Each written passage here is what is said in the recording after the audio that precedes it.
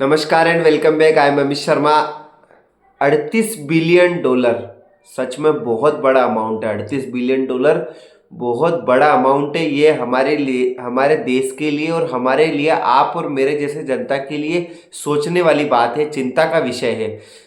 मित्रों, 38 billion dollar का trade deficit हुआ है। अब ट्रेड डेफिसिट क्या होता है? ट्रेड डेफिसिट का मतलब होता है कि व्यापार में घाटा। ट्रेड सरप्लस होता है, मतलब व्यापार में हमको बढ़ोतरी हुई है। तो हमको 38 बिलियन डॉलर का इस नवंबर माह में, 2024 नवंबर माह में हमको ट्रेड डेफिसिट हुआ है, यानी व्यापार का वित्तीय घाटा हुआ है। किसके अंदर हुआ है? जो फिजिकल जो मर्चेंट होता है। फिजिकल मर्चेंट कौन से होते हैं? जो हम गुड सामान मंगाते हैं। मैं सॉफ्टवेयर जो जो आईटी है उनकी बात नहीं कर रहा। जो आप गुड सामान, जिसमें इलेक्ट्रॉनिक्स आइटम आ गए, मोबाइल आ गए, खिलौने आ गए, ये जितने भी सामान आ गए, और क्रूड ऑयल आ गया, ये सब जो फिजिकल, जिनको हम फिजिकल फॉर्म में जो भी होते हैं, ये सब का हम मंगाते हैं। इसमें हमको 38 बिलियन डॉलर का ट्रेड डेफिसिट हुआ है। अब कैसे हुआ है मैं आपको बताता हूँ। देखो मित्रों, हमने क्या किया कि 70 बिलियन डॉलर 70 बिलियन डॉलर का हमने सामान इंपोर्ट करवाया, यानी विदेशों से 70 बिलियन डॉलर का हमने सामान मंगाया। और मात्र 32 बिलियन डॉलर का, अब मैं एक मोटा मोटा आंकड़ा बता रहा हूँ, इसमें वैसे सही मायने में देखा जाए तो ये 37.8 बिलियन डॉलर का जो है वो ट्रेड डेफिसिट है। तो लगभग आप इसको 38 बिलियन डॉलर मान सकते हैं। ठीक है मित्रों, तो 32 बिलियन डॉलर का सामान हमने एक्सपोर्ट किया विदेशों को, और 38 बिलियन डॉलर और 70 बिलियन डॉलर का हमने सामान इंपोर्ट किया। तो हमने 70 बिलियन डॉलर का मंगाया और 32 बिलियन का भेजा। तो 70 माइनस 32 कितने हो गए? 38 बिलियन डॉलर का हमने सामान ज़्यादा मंगाया तो हमको इसका इंपोर्ट हमने ज़्यादा किया। तो इंपोर्ट करने से होता क्या है? मंगाया तो क्या फ़र्क पड़ गया? उससे ये फ़र्क पड़ गया कि हम इंपोर्ट करते हैं तो हमको डॉलर में पैसा भेजना पड़ता है विदेशों को, और डॉलर में जब हम पैसा भेजते हैं तो इससे हमारे रुपए कमजोर होते हैं। आज आप रुपए की स्थिति देखो, 85 रुपये पे रुपया अपना पहुंच गया, यानी $1 की कीमत लगभग 85 रुपये हो गई है। मित्रों, जो अब आप देखो इसमें सोने का बहुत, अभी जो 38 बिलियन डॉलर रहा है, इसमें गोल्ड का बहुत अहम रोल रहा है। मैं आपको ये चीज बताया था, लेकिन मैं आपको एक चीज और बता दूं। देखो, गोल्ड का तो राही है। अब एक एक लाइन में अपनी तरफ से जोड़ रहा हूं। देखो, जो सरकार कह रही है कि आप ज्यादा से ज्यादा इलेक्ट्रिक वाहन का यूज करिए, बिल्कुल सही कह रही है।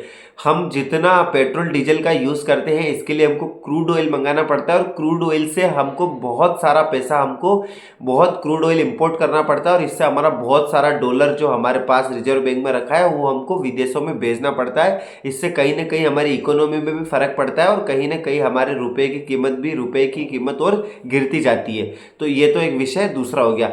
अब मैं आपको बताता हूँ ये 38 बिलियन डॉलर का ट्रेड डेफिसिट कैसे हुआ। देखो, नवंबर महीने में हुआ तो, और अक्टूबर महीने में 27 बिलियन डॉलर का हुआ था। तो एकदम इतना कैसे बढ़ गया? 11 बिलियन डॉलर का कैसे बढ़ गया? 11 बिलियन डॉलर का ऐसे बढ़ गया मित्रों कि पिछले अक्टूबर महीने में हमने 7 बिलियन डॉलर का गोल्ड इंपोर्ट किया था। कितना? 7 बिलियन डॉलर। और नवंबर महीने में हमने 14.1 बिलियन डॉलर, 1 बिलियन डॉलर मतलब होता है 100 करोड़ रुपए। तो आप इससे गुणा करके देख लीजिए कितने रुपए होते हैं। तो 14 बिलियन डॉलर का हमने गोल्ड इंपोर्ट किया विदेशों से।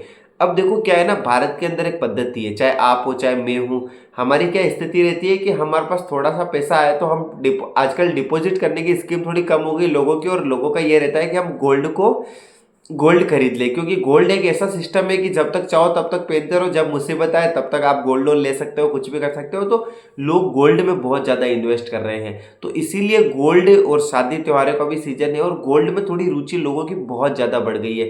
तभी देखो, 7 बिलियन डॉलर से हमने 14 बिलियन डॉलर का गोल्ड इंपोर्ट करवाया।